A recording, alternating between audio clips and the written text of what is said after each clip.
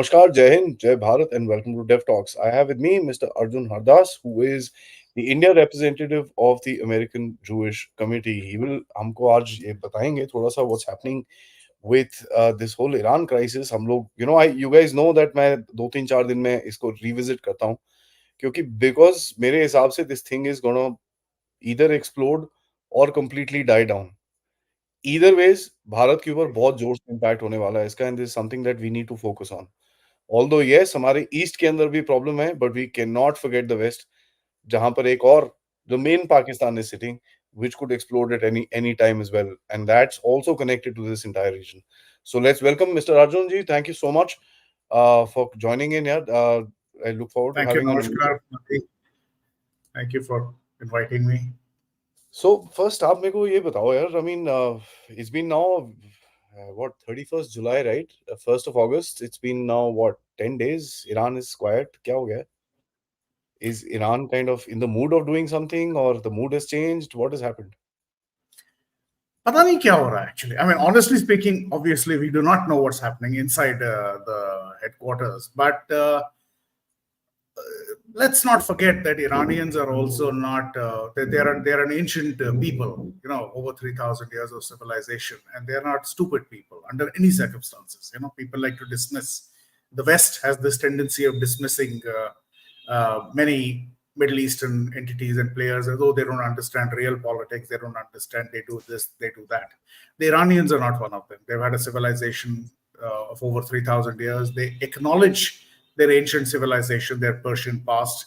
They don't brush it over that it only began when Islam began or something like that, or when Shia Islam began. They're like the Egyptians. They acknowledge that there was a pre-Islamic civilization, etc. However, their current situations also matter, and they think that this whole concept, this whole idea that Iran is a monolithic state is also incorrect. There are many clashes within or rather disagreements or sort of views of different opinions within Iran itself. Yes, there is the cleric, like in this case, the supreme leader, Ali al-Khamenei, who's the supreme leader and the first, or just the second one in the last 40 plus years, 45 years after Khomeini. And then there is the parliament, the majlis, then there is the president, and then there is the army, then you've got the IRGC, and you've got many others. I'm not a specialist in that region, in that country, but you know what I'm referring to. They've got different regions, different opinions. They've got internal clashes happening right now with the women who are fighting against the hijab, the enforced hijab, which has been in place since the revolution in 1979. So it's not smooth sailing for them either. Now, their economy, despite their oil income, etc., is in dire straits because of sanctions. The money is just not there. Now, can they afford to do something which may not succeed if that is the objective? If there's a retaliation, their objective, I'll quote again, that they've said that they will attack Israel at a time and place of its choosing. Can they afford to do that? They tried that in April. What happened? Nothing. Basically, 3 out of maybe 200-300 aerial projectiles, which covered ballistic missiles, cruise missiles, all kinds of weapons were used, of all kinds. Barely 3 got through. The rest were intercepted. Now that's very humiliating for a country who's made the joke that used to run around at that time was finally Iran has initiated direct flights between Israel and Iran after 45 years. Then Israel had a return flight, which went in a direct flight, and nobody knows about that either. And one of the things to keep in mind also in this particular case is Israel has not taken any responsibility or acknowledged that they are responsible for the death of Hania in Tehran. Others, they've said, yes, we have killed off this fellow, we have killed off that fellow, we've targeted, for example, the number 2 guy in Hezbollah, the Hezbollah was knocked off in Beirut just a day before, that kind of a thing. But Hania's death, they have not said anything. They have not, they're very happy that he's gone, yes. But have they said that we killed him, we take responsibility? Is there any evidence that Israel is responsible? And remember what I said in the beginning is that there are many internal factors to consider. I'm not an expert in all in the way the internal Islamic clashes happen, but we cannot rule out that somebody else could have knocked him out. It's possible. So, Yeah. I mean, we all say 90% it's Iran, it's Israel, but without evidence, that's an understood kind of a thing. Is if Sayyid Salahuddin gets knocked off in POK, then people say, oh, it's India who's done it. It's not maybe somebody. It's like an obvious, the 90% kind of a thing, but there is that 10%. So until there is evidence, until somebody acknowledges, until there is proof, until there is a smoking gun, you can't really turn around. So if Iran decides to gamble everything, or it's literally its life of the Iranian regime, if they decide to gamble that for a strike against Israel in some way or the other, and remember, just to divert, they could do it in other ways. For example, attack an embassy, Mm. try to assassinate an ambassador or something like that, or a cabinet minister or something like that. It's not necessarily going to be a military strike. But if they do this, if they do carry out a military strike and they fail again, Israel has openly said we will attack, and they have the capabilities. There are Mm. unsubstantiated rumors that Israeli F-35s roam the skies of Iran undetected. Nobody really knows what's going on, but it's not beyond their capabilities of doing that. And countries like the King of Jordan, heads of government like the King of Jordan has openly said, since there are no direct airspace between, no borders between Iran and Israel, all projectiles have to fly through Jordanian airspace, and they've made it very clear that we will not welcome that, and we will, and like in April, that we will knock them down, and then there'll be a problem. So, Mm. and the Jordanian king, in that sense, has got a place in the Islamic hierarchy. He's the direct descendant from the family, which is a direct descent that claims direct descent from the Prophet Muhammad. So you can't exactly disregard his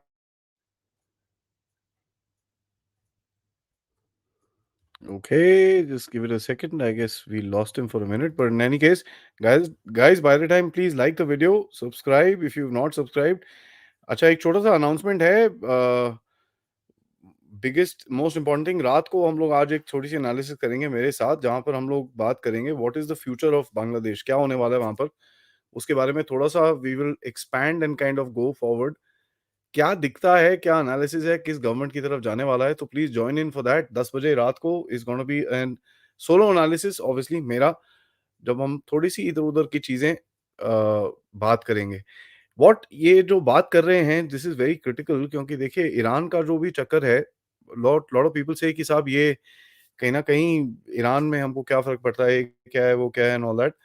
but we need to understand Iran is quite significant to us, क्योंकि यहाँ से आपका INSTC जाएगा, and INSTC जाते जाते आपको you have to ensure that आपका ये एरिया स्टेबलाइज होना शुरू हो.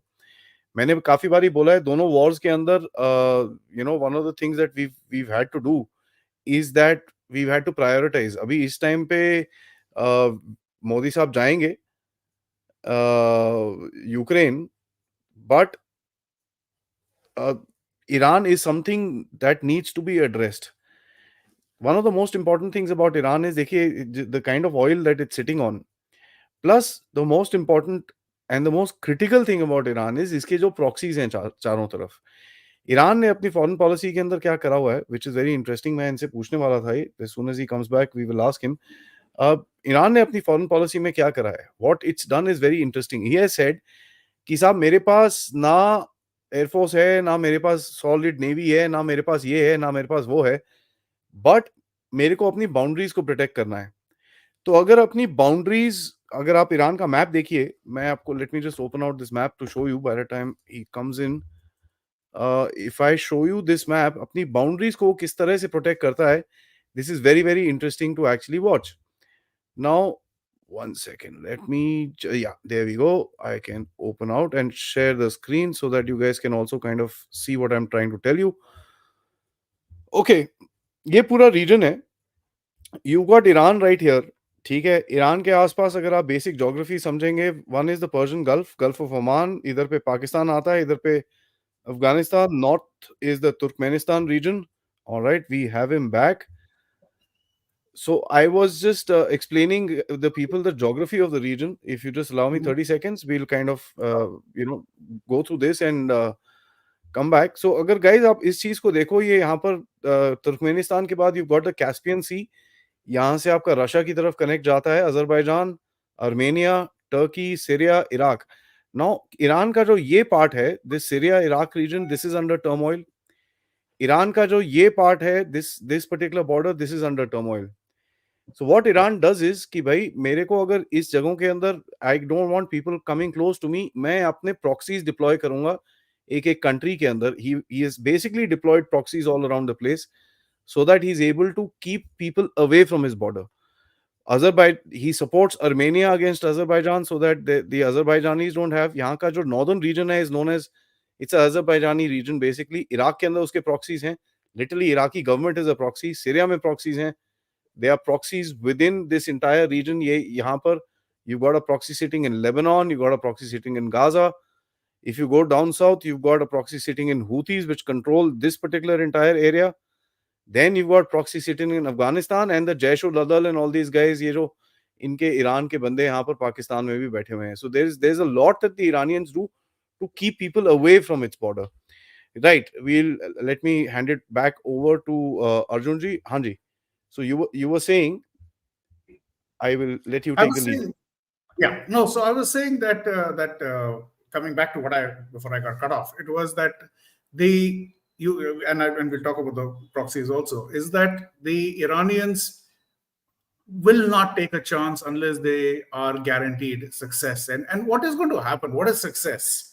They're going to strike Israel. Okay, somehow the missiles and the ballistic missiles and the cruise missiles and whatever they send, it gets through. Now, for whatever reason, it's not going to get through. Israelis have their defense systems and all that. But suppose it gets through. There's massive destruction in Israel. Air bases get hit or whatever, their facilities get hit, etc. And there are many people who die, let's say. What happens? What do they expect will happen after that? As it is, they are under crippling economic sanctions. Their oil is not being sold by anybody, is not being bought by anybody because of global sanctions. What are their options? If Israel decides to hit back, and this is after a first strike, Iran is hit first. If they decide to, and if Israel will hit back, it's not a question of if. What is the kind of destruction that will happen in Israel, in Iran, that after the retaliation? And again, we come back to that same point which I mentioned earlier, is it doesn't have to be a military strike into Tehran itself or into some parts of Tehran. There are other ways of hitting back.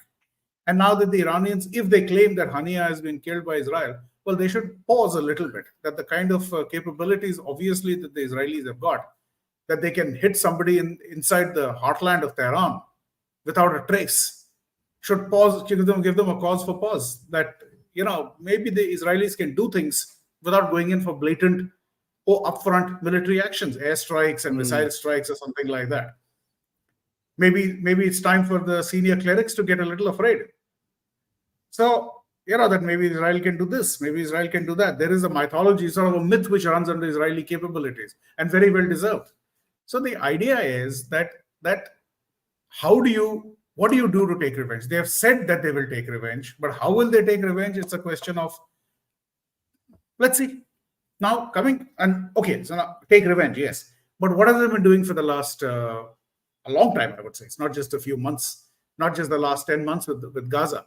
This is their own proxies, like the Houthis, like the Hezbollah. The Hezbollah has been operating against Israel since the last century, technically, from the 1990s, 1980s, and 1990s. Then you got the Hamas, who's been around for the last, again, 30, 40 years. Houthis have been around. They've not directly hit Israel until recently for the first time, but they've been attacking Saudi refineries. So it's not that they haven't been attacking it, that the so-called crescent of terror of Iran has been sitting quiet and waiting. Oh, since you've hit me, now we will take revenge. You've been doing that for a long time and creating a lot of things. And it's financial also. You understand that it's financial. You've got strikes and hijackings and all that happening in the Bab el-Mandeb Straits. And what happens there? The insurance goes up. So whatever you and I are importing from Europe, let's say, whatever we are getting, or oil that is going from that region, or whatever, the prices go up because of insurance. So that affects all of us as well. So it's not that Iran has been sitting quietly and waiting for some that they were attacked. Oh, they hit me first. No, it's not true. So these proxies have been in action against Israel and against so many other countries. It's not just Iran, not just Israel. Like the case of the Houthis, they've been attacking and hijacking India. India is included in that. They've had hijack of ships have been hit. Our own Yeah. merchant vessels have been hit. So this is not a one-time thing. This is not a restricted to Iran kind of Israel versus Iran kind of a thing. It's much, much more than that. You know, one of the biggest things that I look at Iran is internal cohesion, क्योंकि जो भी decision they will kind of look at कि भाई किस तरह से Israel को ठोकना है, क्या करना है, ये करना है, वो करना है. Biggest thing is यार, जब भी when you want to go to a war, आपके लोग आपके साथ में खड़े होंगे कि नहीं? Or if you want to take हाँ, any sort of strong action, will बिल्कुल your people stand by you? बिल्कुल बिल्कुल. There was a news that came out of 75,000 mosques which are there, Yes. which are there in Iran, 50,000 have shut down. So कहीं ना कहीं the ideology which stems from the head, the Khamenei, Hmm. is Hmm. not appealing to people anymore. ठीक है, so that one aspect is there. How Yeah. confident is Iran internally to stabilize itself कि अगर कुछ when it comes to it, क्योंकि if they do something crazy, Hmm. they will be squeezed. And when they will be squeezed, how Oh, yes. confident is Iran to kind of hold itself together? I would give an example of the most recent example of Bangladesh. Is that like in 1979, the people came out of the streets to cheer the departure of the Shah, and many, as a matter of fact, if you remember reading this, Time magazine referred to Khomeini when he came back from Paris, an exile in Paris, man of peace. That's Hmm. how he was described. And we all know what happened after that. It was man of pieces. What kind of peace that he brought, we all know. Same shit you're hearing in Bangladesh Exactly. right So this now. is the same mob that is mob action, which is that today they have just announced that they've given the chief justice 1 hour to get to resign. Now this is not the way a country which is having problems. This is a mob rule. Okay, Yeah. so in Iran also exactly the same thing, that they were cheering. A lot of people cheered when the Shah left, and there is freedom now, because Shah was not exactly an angel himself. He was forcing people out of the chadar, and he was pulling people into modernity beyond a certain level. A lot of people welcomed it, and it was definitely a positive thing. But removing traditional, forcing people out of their traditional garb, traditional ways, and Hmm. forcing them into westernization, so to say, is not the best way to approach things. Correct. Turkey is a very good example of that. There are elements there who definitely don't want to be under the veil and all that kind of thing. But you can see there are a lot of people who have said, who welcomed even Erdogan at that point, said, coming back to our traditions and all that kind of a thing. We all know what happened 20 years after his election. Now, what the situation is. So Iran, what the figure you quoted is correct. People are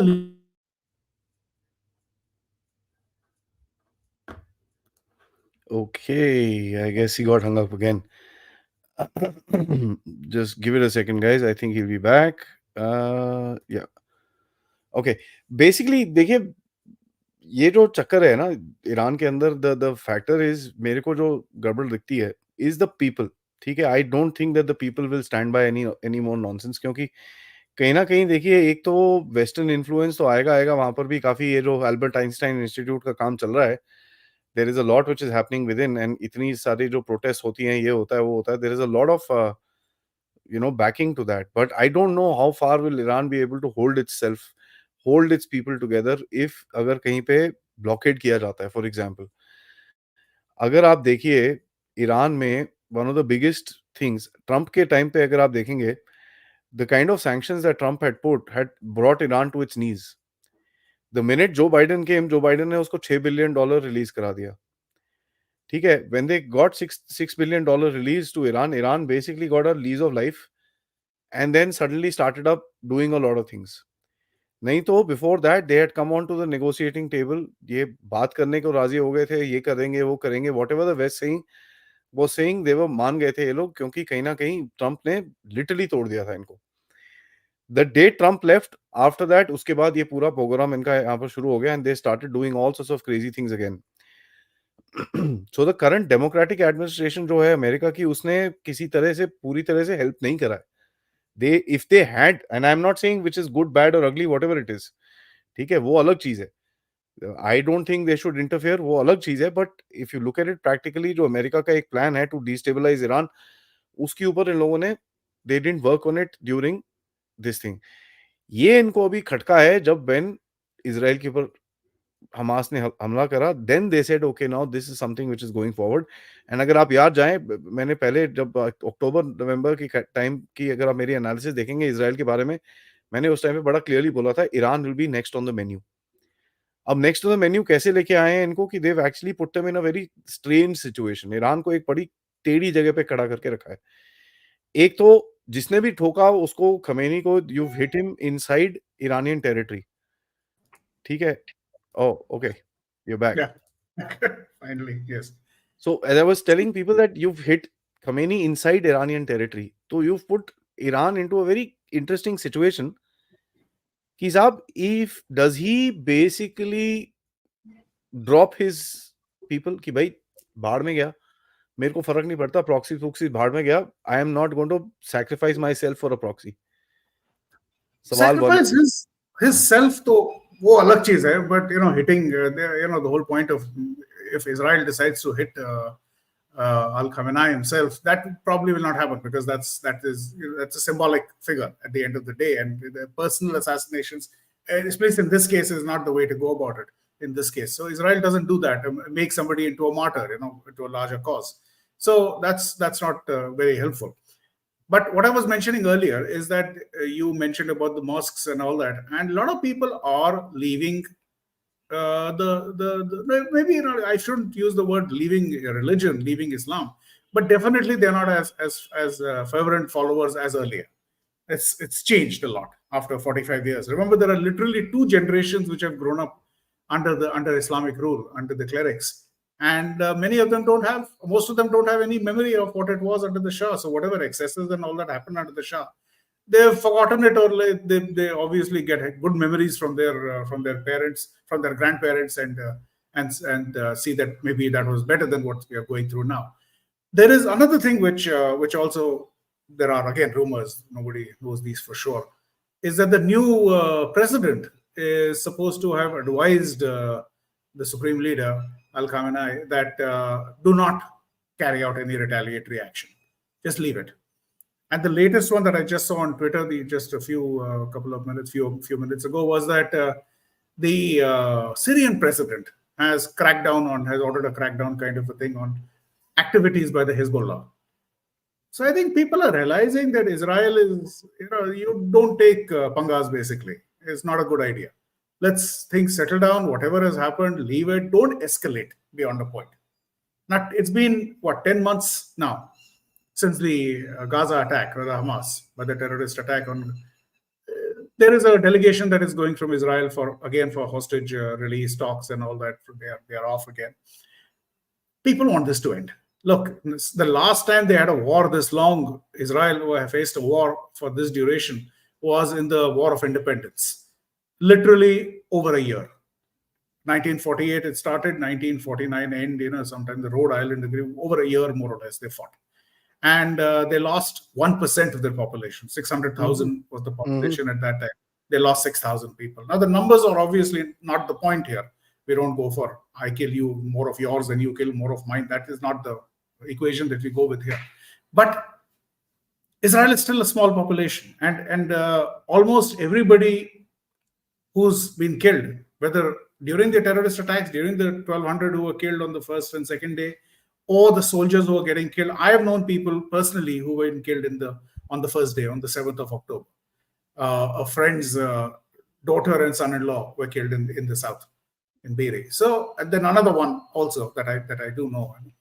Now the point is, they face this. The thing is, a lot of people don't understand this kind of trauma which Israel has gone through with this kind of an attack. This is the maximum number of deaths per day that has ever happened proportionately since the Holocaust, since 1945.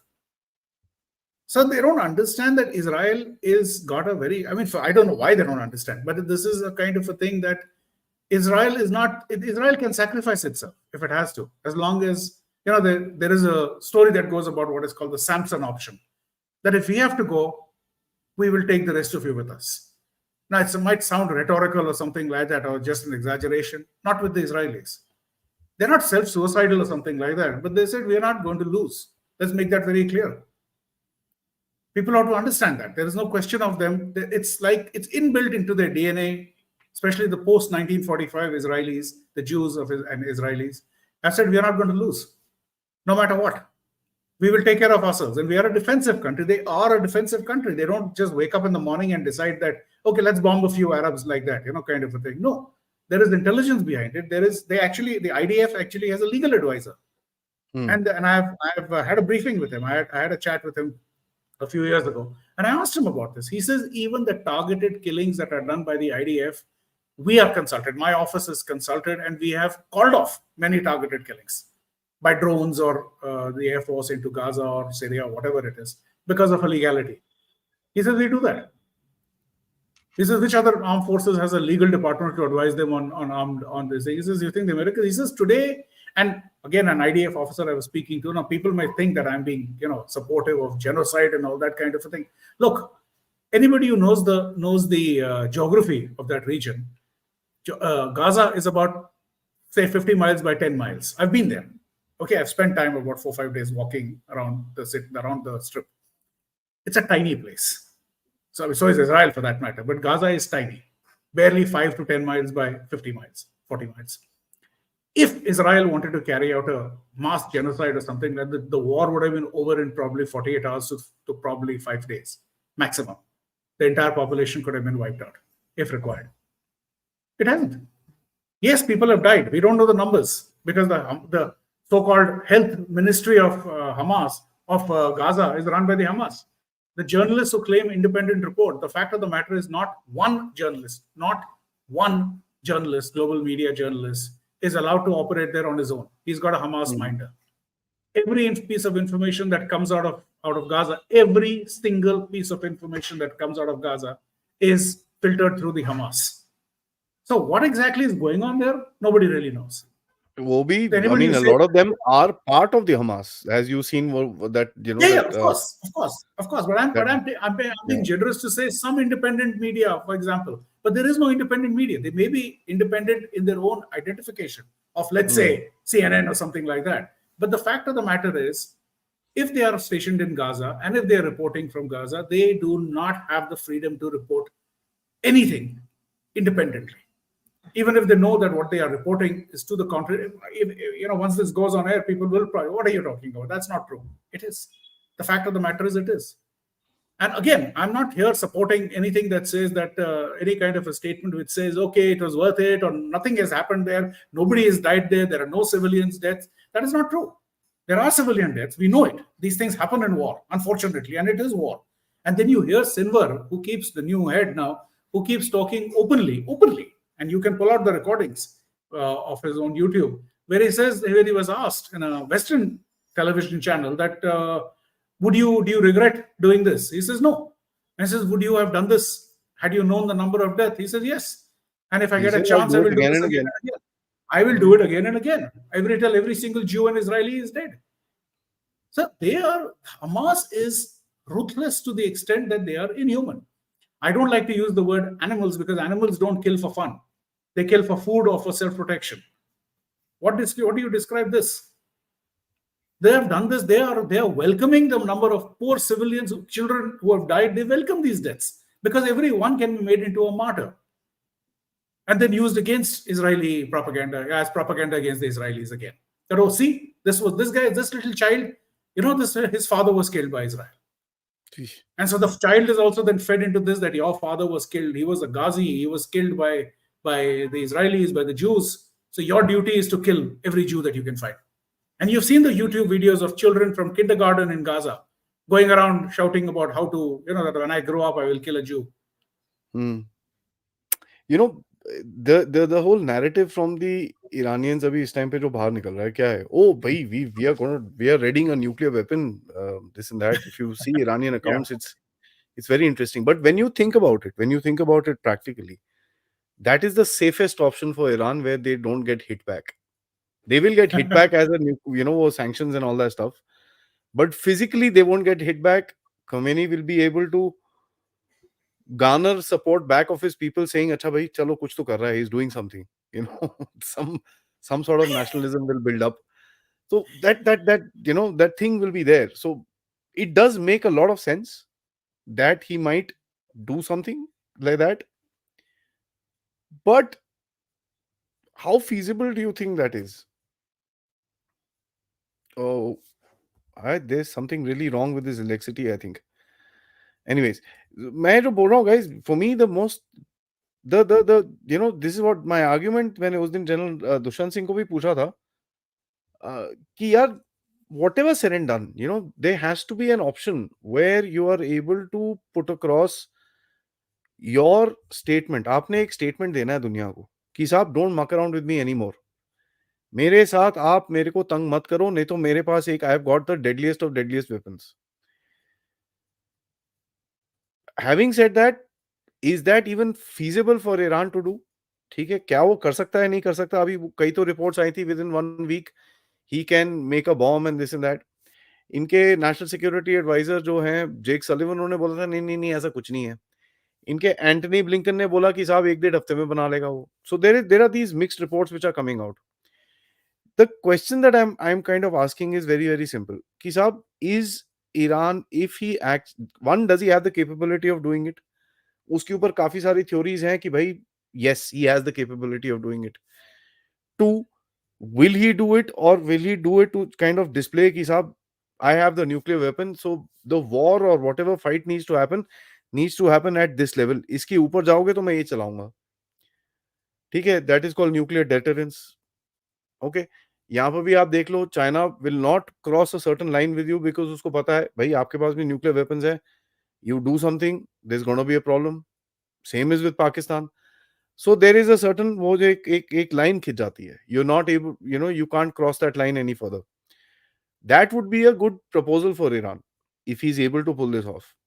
दूसरा, अगर Iran को needs to stand up in the region and kind of put its weight through कि साहब no, I am also one of the big players in the Middle East. इस time पे दो players हैं Middle East में. एक Saudi है, the Saudi gang, which is the Emiratis and everybody, and also you've got the Turkish gang which is on top. So if Iran needs to come out as a third center, it is very important that Iran also kind of displays the might it has. How does he do it? That's what I'm asking about the nuclear question. So I'll come back to the nuclear question. The thing is that if Iran declares itself as a nuclear weapon state, there are going to be repercussions of the highest level across global repercussions. Okay, now can you hear me? Yeah. Okay, so the thing is, if that happens, now it doesn't. These are it's not that Iran has got friends across the world which will support it and prevent any action on its sanctions, etc. No, the entire Arab world is going to gang up against it, and that is going to lead to a massive domino effect. I'm not going to speculate into how the Arabs will react in terms of nuclear weapons, but they will definitely have some security pacts with the West, with the Americans, etc., which will to make sure that Iran does not use the weapon against the Arab countries, especially against Saudi Arabia, their main ideological opponents. Yeah, and if it comes to this point where they do declare and they have this open show that this is, or they carry out a test just to show or demonstrate their effectiveness of having a workable nuclear weapon, like is normally done, that they carry out the country, sort of India did it, Pakistan, all the other countries have done it, of a nuclear test somewhere up in the mountains or somewhere like that. If they do that, Israel will not wait or sit back, or they will attack. Some way or the other, they will hit the capability. There is a doctrine embedded within Israel which says this. The official line is that, which started from the 50s and 60s and much before around that time, was we will not allow any Arab country to have a nuclear weapon. Now, why Arab country at that point? Because Iran were friends. Iran and Israel were friends. Diplomatic relations and trade and everything up till 1979. So Iran wasn't included in that. All any Arab country which would have nuclear weapons, we will destroy that.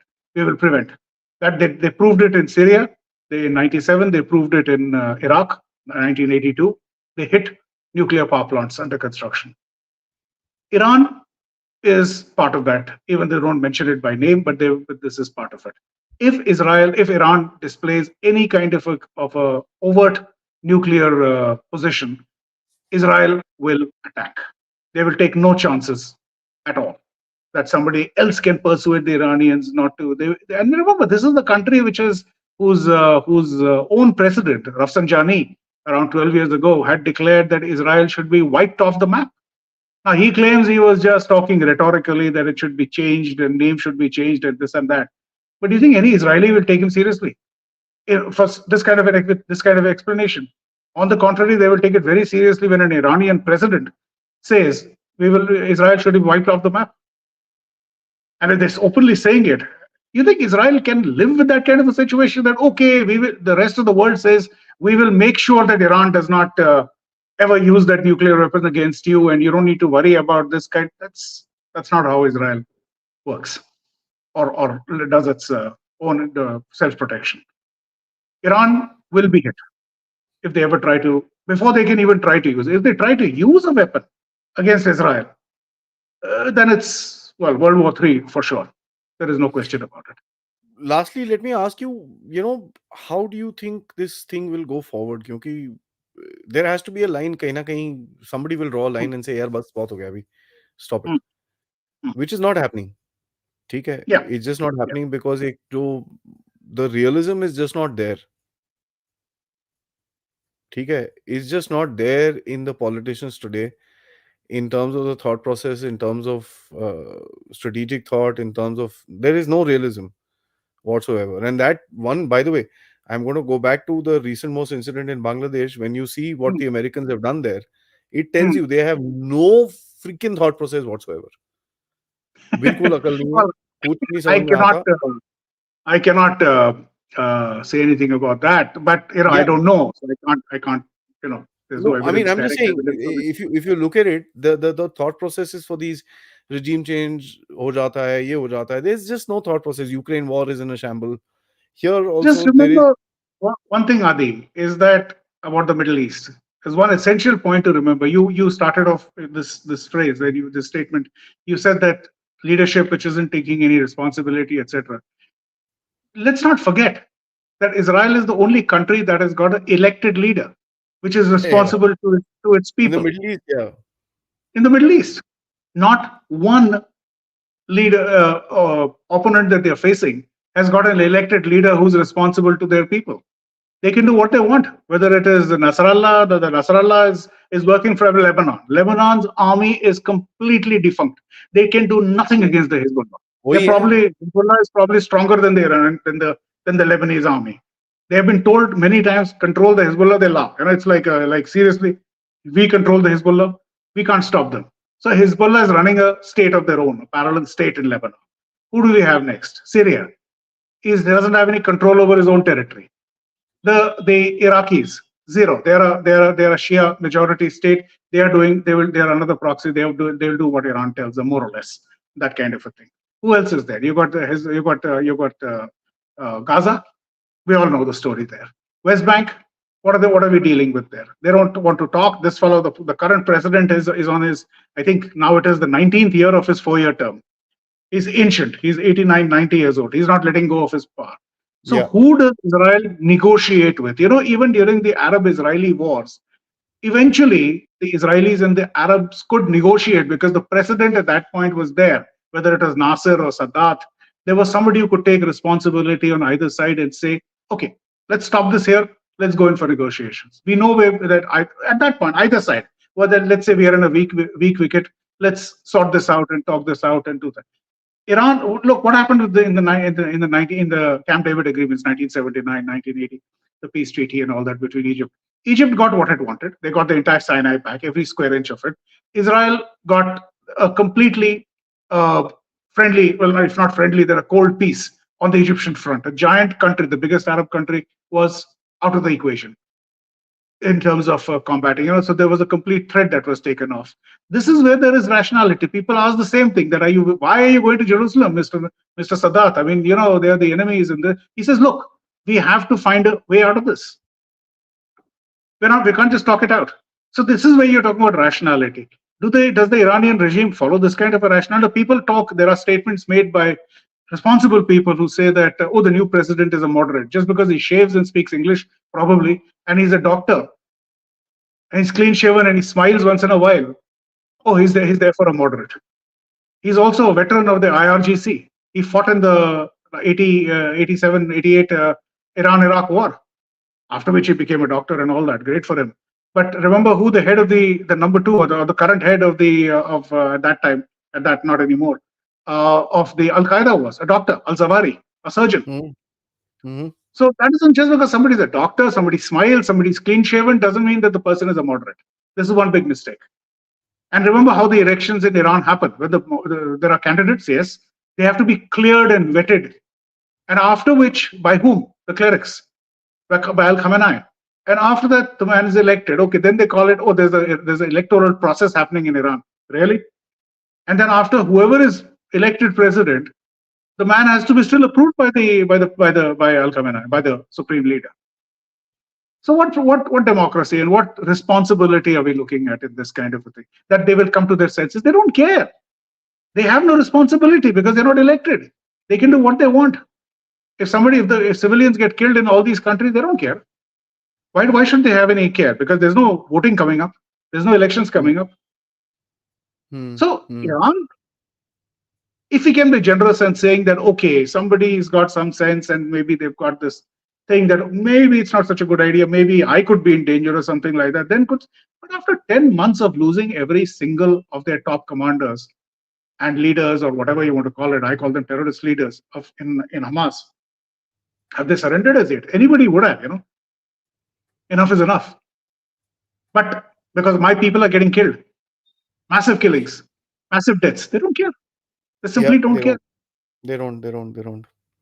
And interestingly, so what do you think Iran will do? Last question. If I could answer that, I would be sitting here in a billionaire. Nobody knows, frankly. These guys are.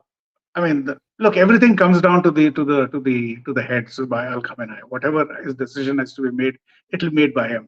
Let's hope he has, and I presume that he has some smart advisors, intelligent people who tell him that you've done your rhetoric or you want to make noises and all that. Do what? Don't attack Israel. And this does not mean only a physical, as in direct military attack with missiles, drones, etc. Like I said right in the beginning, they tried it. It failed miserably. Okay, it's not just a failure, it failed miserably and publicly, that they're not capable of striking Israel. Now, they want to try it again, best of luck. The retaliation there this time from Israel will be something that they don't want to even think about. Next, if they think that they can do something like a low-profile attack, let's say an embassy or use their proxies again to attack an Israeli target, Israel knows where the attack is coming from. It is not going to be the Houthis who will be hit. It is not going to be the Hezbollah which will be hit. It is not going to be the Hamas which will be hit, maybe all three. But Iran will be hit. And again, it doesn't have to be an airstrike or a missile strike or something like that. There are other ways and means through which there will be retaliation. Anybody who thinks that Israel will not retaliate in any way they choose is living in a fool's paradise. Because there is a deterrence which they have to maintain. They lost a lot of that deterrence on 7th of October, that the Hamas could do this. They have to get it back. They've already got a lot of it back. What the results you've seen in the last month or so, the kind of top profile leaders, terrorist leaders who have been knocked off one by one. And this is going to be the next step, next escalation if it's required. Israel will not back off. Let's keep it at that. Because the thought process that I have is somewhere down the line, Iran will also need to maintain that same kind of deterrence so that when it allows this war to be finished, it also keeps that certain amount of ki bhai, don't do this again with me, and kahin na kahin aap ye mat karo. But the funny thing is, deterrence is something which is periodic. It is very periodic. America is supposed to be the biggest power in the world. The Russians shoot down their bloody drones like flies in the Black Sea. Nothing happens, right? America, biggest power in the world. Mexicans are stuffing them with fentanyl, which is Chinese fentanyl. Nothing happens. There's squat they can do about it. China, decently large sized power. Everybody is mucking with it right now. Can't do anything. Mm. Russia, you see what Well, the Ukrainians yeah, have. I that's mean, right. I may sound like a devil's advocate, but you see what they're doing. Pakistan, You we are saw a what big happened. bloody power. You We are saw a what big happened power. in Ukraine. Ukraine Yeah, apparently inserted 1,000 soldiers yeah, into yeah, Russian territory. That hasn't yeah, happened since the Second World War. Enemy operating within Russia. yeah. We are a big So power. Pakistan keeps screwing with us. So deterrence is something which is very periodic. वो थोड़ा time तक चलता है, उसके बाद नहीं चलता. You gotta unless you renew reinforce it, your deterrence. unless you renew it, unless you Yeah, reinforce it, yeah, yeah, yeah. That is something I've kind of learned this time around within the past 3-4 months कि यार deterrence factor आपको अगर लगा के रखना है, you need to kind of keep on reinforcing it. You correct. cannot have a permanent deterrent कि भाई मेरे No, पास no, nuclear weapons हैं, I have this, I have that. Don't do anything with me because this is what I'm going to do to you. It's not going correct. to work. No, no, it doesn't. You require a different kind of Yeah, renewal and maybe yeah, different approaches also. yeah. It needs to have a different differential approach towards deterrence. Anyways, let's get into some of the questions, guys. Please like this video, subscribe to the channel, encourage Mr. Arjun Saab, who's first time in the channel. Apologies for the lights going on and off again and again. That is, weird, but it's reality. Uh, please like, subscribe, and most importantly, share this with your friends and families. आप लोग इस channel की तरफ you can contribute using the QR code which is up there, the PayPal links which are down there in the description, or super stickers, super chats, or members as well. You can become. Let's see what you guys have to say. Um, right, 1 second. There's an interesting question that I needed to. All right, here we go. Parthaji, first, he says, why does Qatar, by the way, I call it Mm. Qatar. It's a Qatar. It's a Qatar of terrorists. Mm. Host Hamas leaders and also allow base to USA, which from which KC-135s strato tankers provide air refueling to jets that then go and bomb some radical lot. So why is Well, Qatar? Qatar. I wish we could have an answer for that, but it's geopolitical. They even have a base there, Americans. Look, real politics is what rules the world. At the end of the day, we have the same question that works in our country also. That if Pakistan is such a terrorist sponsor in India, why do we maintain diplomatic relations with them? So it's like one of those things. Why does the Qatar host Hamas? They also host Al Jazeera for that matter, which is quite hostile to so many countries, but so many countries as well tune into this into their broadcast. Look, real politics is what dictates the world. I'll repeat again: is there must be some very good reason for which the United States maintains its military presence in Qatar and in the region. Um, can they change their larger aspect, larger understanding and agreements to suit one particular region or a country and all that? They will not do that. They are a much larger than many of us combined as well. They've got other interests. They've got other ideas. They've got other larger interests. Maybe Qatar has given the United States, some kind of concessions which they're not getting from anywhere else to stage their aircraft, etc. As for the KC-135 tankers, which are refueling, yeah, but they're not refueling Israeli jets. Let's put it like that. American jets are being refueled, if at all. And bombing who right now, I'm not quite sure because that's not happening anywhere right now. There's no activity happening with Iraq or Afghanistan. That's over. But again, these are real. This is the give and take which happens in normal geopolitics. I mean, the same Yep. question can be asked after Maldives and India have had a open disagreement.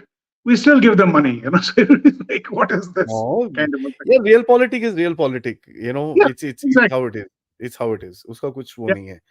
There is not much you can do. But I have an Correct. explanation for this, because the Americans did not, they kind of tried to base all this stuff out of Pakistan, because they didn't want to deal with these terrorists firsthand.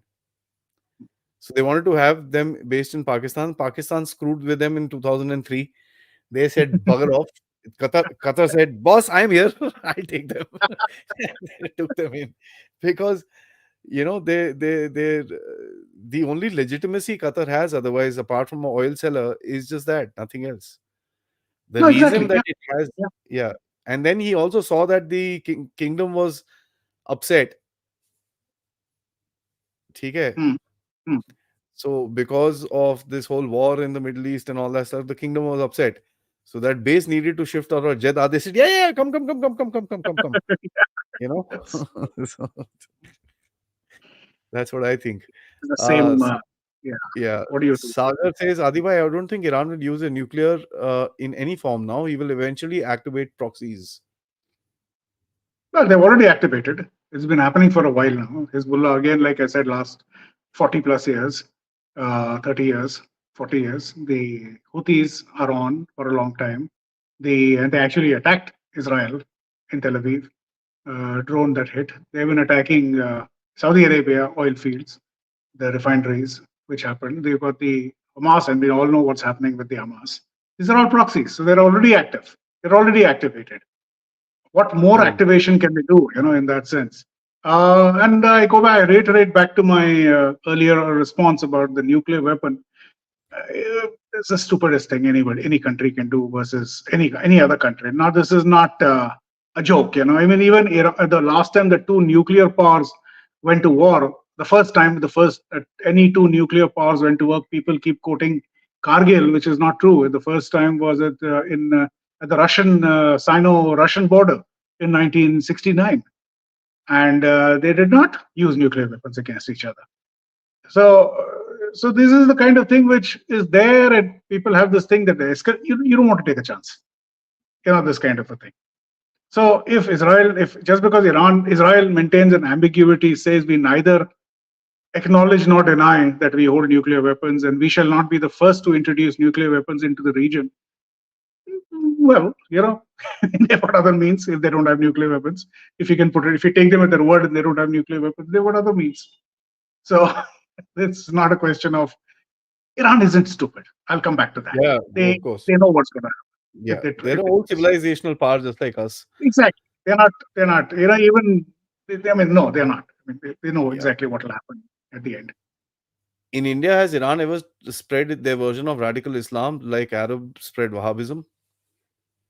I'm not a specialist in this. I will not get into this about. No, they haven't actually. The Iranians never had the money to do that kind of nonsense. All the money that they Well, would. money they've had, but No, I mean purpose. they've spent it on other things. They've spent it Yeah, on building up these armies and stuff like that. correct. See, I'll tell you what the difference between Saudi Arabia was. Saudi Arabia had a protection of the Americans. ठीक है? Hmm. So they had this extra money that they had on defense. They used to kind of spread their word around the place. And Saudis got really scared when the Soviets came into Afghanistan and the revolution in Iran took place. By the way, both of them happened in 1979. Correct. So they looked at that and said, "Oh shit, what is this nonsense?" So they started pumping in money out left, right, and center and said, "Boss, Correct. we need to kind of keep ourselves and our ideology very, very clear." Did you And know that Osama bin Laden used to work for the CIA, so to say? I mean, in a roundabout way, that he was one of those who was Osama bin Laden was a trained engineer. His father started the first top engineering company. They made their millions and billions by being a contractor to the Saudi government. And Osama himself was a trained engineer, I think, from Sweden or something. And he was based in Peshawar during the Mujahideen operations, and he used to help with engineering projects there to help the Mujahideen. And obviously, we know where the money came from for that. So this is how roundabout things happen. This is factual. It's how things go around. Yep. VM says nuclear response not possible without the help of Russia and China. Iran's only option is to use its proxies. We've kind of covered this. Yeah. They are using it. The option is using its proxies. They're already using their proxies. Yeah, actually, yes, he is. A lot of nonsense is happening around the place, which we can attribute to them. Mhm. Dr. MPCG, thank you so much. Why Western Asian civilizations have rejected their history and great civilizations and become a problem for the world? What is the commonality? That's a twisted question. Yeah. Radicalization. That's the only thing I would say. Look, when people talk about the weakness of the United States and it's or everybody's running a roughshod over them, let's not hesitate to go back to the 70s, where the Iranian the new Iranian Revolutionary Guards, they had taken diplomats hostage. They had these hostages for 444 days, and Iran and under President Carter, there was a military operation launched to free them, and which Mm. Operation Desert Claw, and that ended up in a complete fiasco. If you read about it, it's called Operation Desert Claw. Complete fiasco. They lost helicopters, they lost an aircraft crash, they lost, anyway, it was a disaster. And that sort of thing was like, what is this? People are running. Then there was one statement somebody made, and I will not name the gentleman, who said, oh, the Russians, somebody we can talk to. They're, I think when they, regarding their activities in Europe at that, Poland, for example, at that time, Russian occupation at that, and the Eastern Bloc, and they said something like this leader said something like. It's not very serious or something like this. People laughed at him. That what? Do you have any idea what's going on? How do the Russians, Soviets operate and all that? How can you just give them a clean chit? Oh, the human rights is very good, or some nonsense like that. So it had become a sort of a laughing stock in the sense, to a large extent, that what is going on with the United States? Like they're losing whatever mojo they had, and what. Then you had the Reagan era, which suddenly changed everything. The Reagan administration came in, they pumped in heavy amounts of dollars and technology into their defense, into their economy. 10 years later, you saw the Soviet Union was finished. It worked. Yep. So they have a cycle. Every country has a cycle. It's like, to take it more personal as an Indian, I will say this Olympics has been a bit of a disaster for us, comparatively. We've got bronze medals. Earlier we got golds and silvers more and off. This is a cycle. You see this. Unfortunately, it's happened. We just hope now and next in LA, things turn around and we do better. These are cycles. So yeah, this is what the West is caught into right now.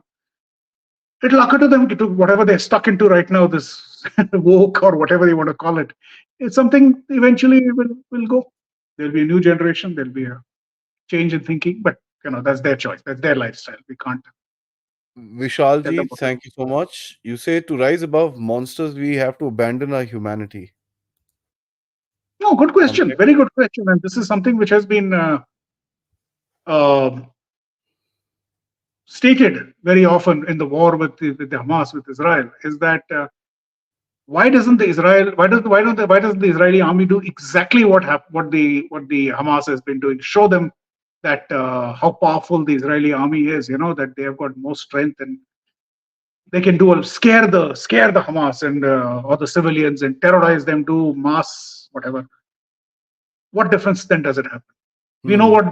what the Pakistanis did in Kargil, and what otherwise what they have done, and the way they do it. Their army has that way of doing it, which is not civilizational. Indian army could have done the same, but again, that same question asked, that should we do it? We can, but should we do it? Should we abandon our soldiers the way the Pakistanis do, and pick them up and cut their eyes off and all that kind of thing? What is the difference between them and us? And with the Israelis, it's the same. Should they do it? Yes, they can. But should they? But then what's the difference between them and the Hamas? So Yeah. there is that slight difference where a professional armed forces versus a wild and unprofessional armed forces. Yeah. Yeah. JJ, thank you so much. You say regimes and leadership are driven by sheer hate on barbaric evil ideologies and are not fit to possess nukes. Nobody should have nukes at the end of the day. I mean, I'm not one of those nuclear disarmament kind of advocates or something like that. There are Israel is a prime example, which had it not got some kind of a deterrence kind of a thing, God alone knows what could have happened. Uh, among other things. But who decides this? That they're not fit to. Yes, nobody. I mean, most countries, North Korea, for example, should they have nuclear weapons? Well, that's the South Koreans will definitely not agree with that, especially since 1950 when they blatantly attacked, invaded, and occupied almost the entire territory of South Korea. Imagine had they got nuclear weapons at that time, what they would have done. So it's one of those things that who. But then are we the judges who decides about? And then you saw in the 80s how Pakistan was armed by the West just because they didn't like India. They saw India as pro-Russia and not in our interests kind of activities that the Indian government carried out. So they winked and they gave a okay kind of a thing. Don't tell me about it, but do what you want kind of a thing. And today we've got a nuclear armed neighbor sitting on our west. Idiots. They're Yeah. cuckoo. That's all I What, would say. what do you do? But this is again coming back to that same statement we agreed upon earlier. Is that real politics? This is how we should have done, we could have done, there's a lot of editorials about India should have carried out a nuclear strike. Yeah, I mean, let's be realistic.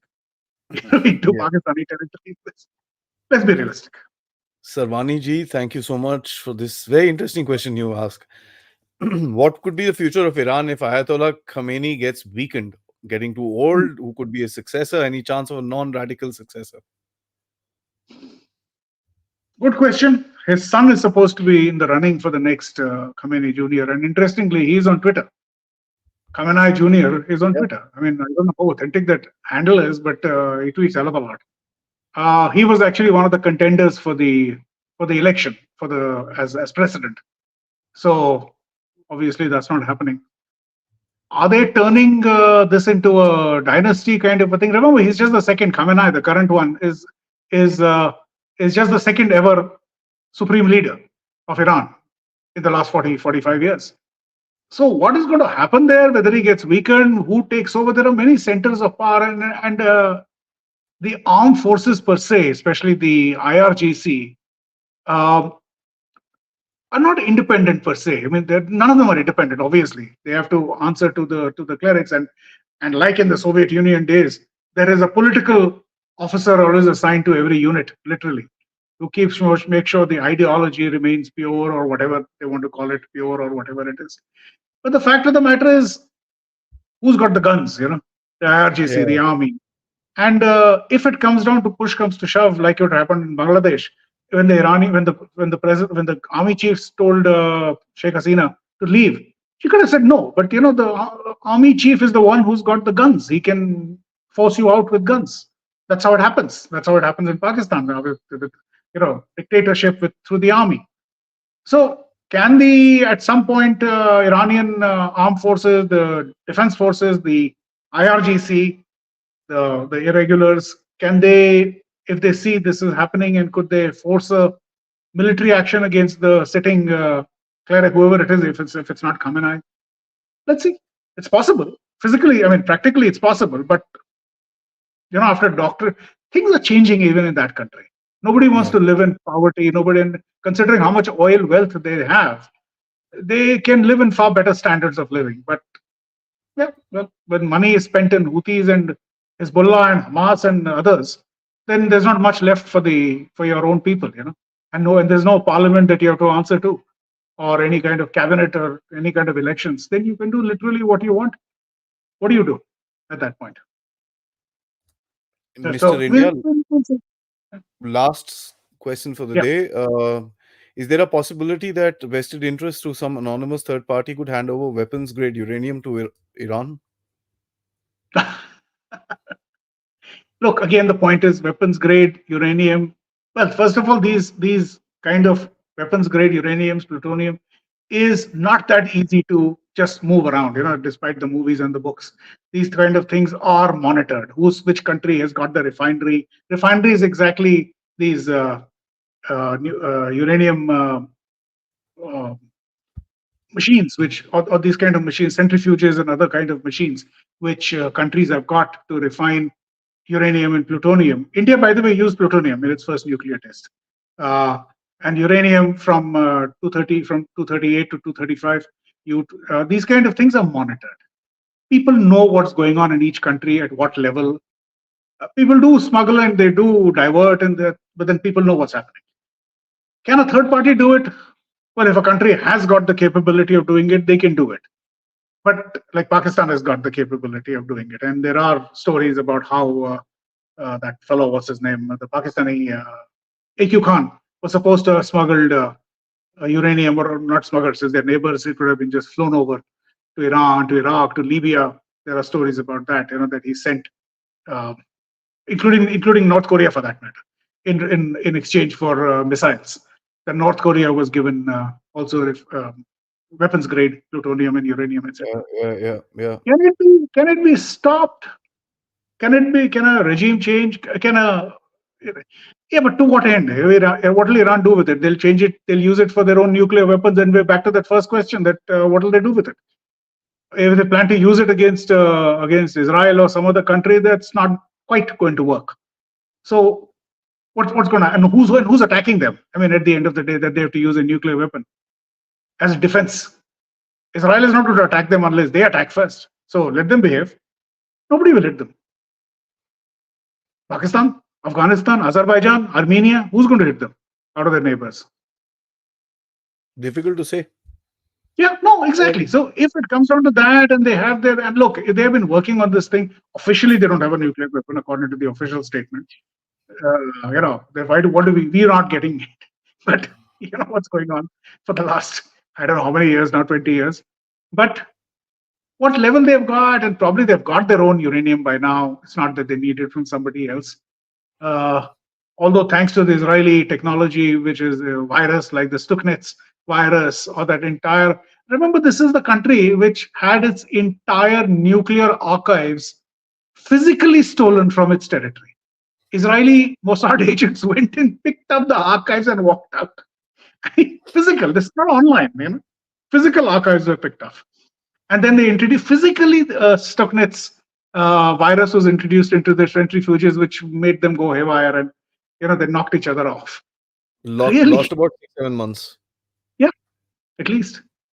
Yeah, I think they would have learned lessons by now. That that thing. I mean, Israel. Maybe I and you don't know where it. But the Israelis and the Americans and the others who matter, Russians, they know where their refineries are. They know where their nuclear facilities are. No matter how deep into the mountain everybody knows it.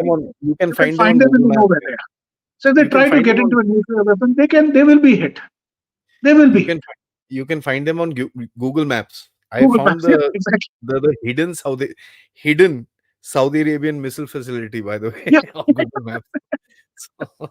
So, it's just crazy. Nothing is hidden. We have this old joke in India, as you know. For bridges have got the sign, no photographs, allowed. Don't take photographs of bridges. Really, a bridge can be photographed from the air. Here, put a signboard that says, "Do not take photographs of bridges." And those things. I mean, probably these standard operating procedures are all over the place. I went to an Israeli air base, and in the literally the middle of Israel, central Israel.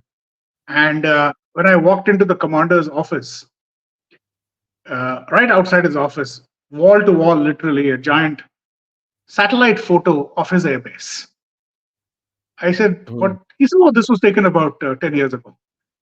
And a very clear, high-resolution photograph. Now, who took it? I didn't ask him whether the Israelis or. But the point is, his entire airbase was on satellite. Is available on satellite if you want to see these kind of things. Who hides from what? You can't anymore. It is the intentions which are hidden, not your hardware. Exactly.